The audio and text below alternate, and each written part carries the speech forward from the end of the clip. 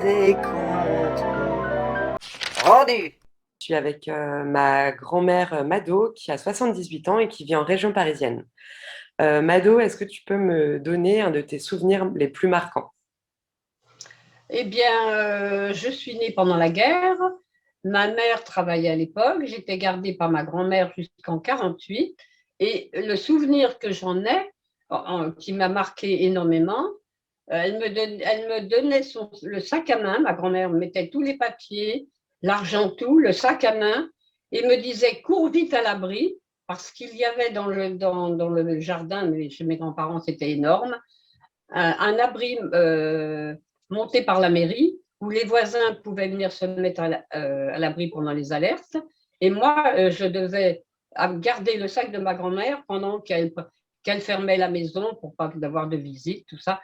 Et gamine, c'est l'image qui m'est restée de dire cours vite à l'abri dans cet abri qui était monté et j'avais le sac, j'étais responsable et pourtant j'étais une petite gamine puisque elle m'a gardée de 42, pas 42 sûrement pas, mais 43 à 48 quoi. Est-ce que tu Et peux me raconter une de tes plus grandes fiertés? fierté, je vois pas beaucoup de fierté. Euh, qui m'a fait, bon, on va dire, de pouvoir rentrer chez Lanvin. J'ai aimé parce que, bon, à l'époque, en plus, mon père ne voulait pas que je travaille sans être allé en vacances avant. C'était les vacances en famille. Après, tu cherches une place. Et pendant que j'étais en vacances,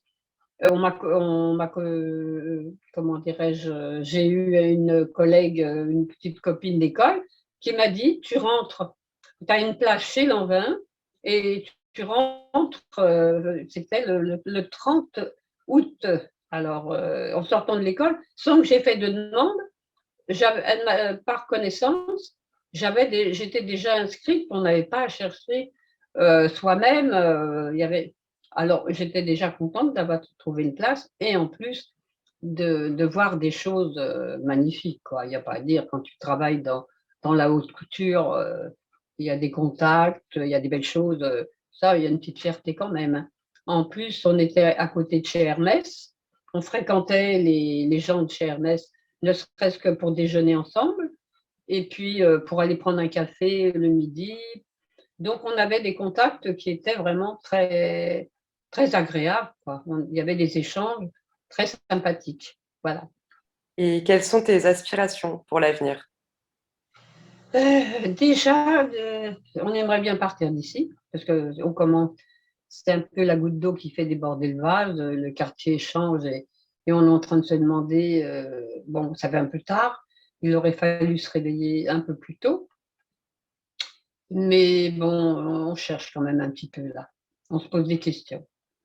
Et est-ce bien ou pas, on ne sait plus à notre âge s'il faut déménager ou pas.